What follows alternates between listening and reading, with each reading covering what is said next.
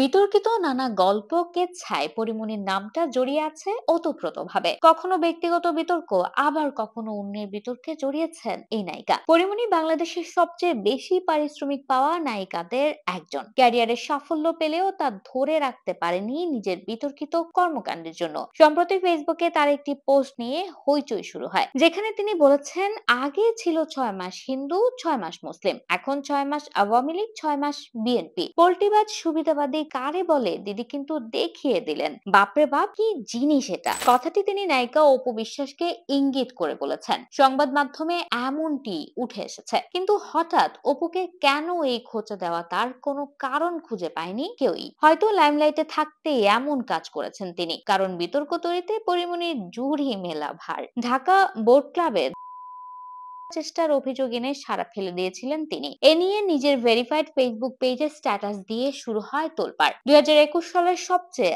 আলোচিত ঘটনা ঘটে যখন র্যাব পরিমণির বাসায় অভিযান চালিয়ে তাকে আটক করে। তার বিরুদ্ধে অভিযোগ ছিল রাখার। কয়েক সপ্তাহ কারাভোগের পর জামিন পান তিনি। সরকারের বিভিন্ন উচ্চ পর্যায়ের আমলাদের সাথেও পুরীকে দেখা গিয়েছে বারবার। ঢাকা মহানগর গোয়েন্দা পুলিশের সাবেক কর্মকর্তা সাকলাইনের সঙ্গে পরিমণির ব্যক্তিগত সম্পর্ক নিয়ে বিতর্ক তৈরি হয়েছিল। আলোচিত বোট ক্লাব মামলার তদারক কর্মকর্তা ছিলেন সাকলাইন। ব্যবসায়ী নাসির উদ্দিনের বিরুদ্ধে করা পরিমণির মামলার তদন্ত চলার সময় নায়িকা পরিমণির সঙ্গে সখ্য গড়ে ওঠে তার। এরপর একসময় বিভিন্ন ঘনিষ্ঠ ছবি ও তথ্য বেরিয়ে আসে তাদের। নিজ গৃহকর্মী নিয়েও বিতর্কের মাঝে পড়েছিলেন পরিমণি। তার গৃহকর্মী অভিযোগ করেছিলেন পরিমণি তাকে করেন। এরপর পরিমণি ফেসবুক লাইভে এসে বললেন, আমাকে দিয়ে মিডিয়া ট্রায়াল হচ্ছে। পরিমণি শুরু থেকে নিজের গ্ল্যামার আর লাইফস্টাইল দিয়ে আলোচনায় ছিলেন। দামি গাড়ি, ব্র্যান্ডেড পোশাক, বিলাসী লাইফস্টাইল, এসব নিয়ে অনেক প্রশ্ন উঠেছে।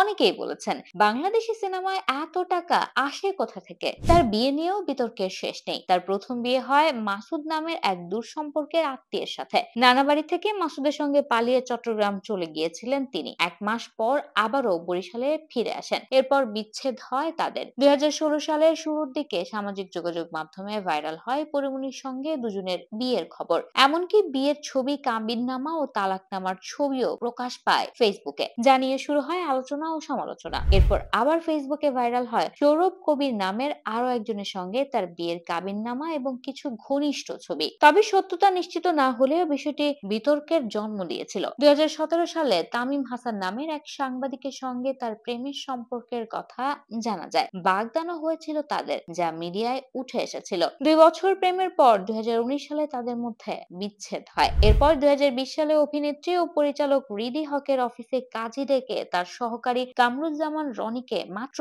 3 টাকা দেনমোহরে বিয়ে করেন চিত্রনায়িকা পরিমণি। কিন্তু সে বিয়েও 5 মাসের মাথায় ভেঙে যায়। আর সর্বশেষ পরীর সাথে বিয়ে হয় অভিনেতা রাজের। কিন্তু তারাও এখন একসাথে থাকেন না আর। এছাড়াও রাজের মোবাইলে থাকা রাজ ও কিছু অভিনেত্রীর ব্যক্তিগত তথ্য ফাঁস করার অভিযোগ উঠেছিল পরিমণির বিরুদ্ধে, জানিয়ে সোশ্যাল মিডিয়ায় তুমুল বিতর্কের সৃষ্টি হয়। এভাবে পরিমণির ক্যারিয়ারের প্রতিটি পদক্ষেপ ছিল বিতর্কে ভরা, যা হয়তো বলে শেষ করা যাবে না। কিন্তু তবুও তার জনপ্রিয়তায় ভাটা পড়েনি একটুও।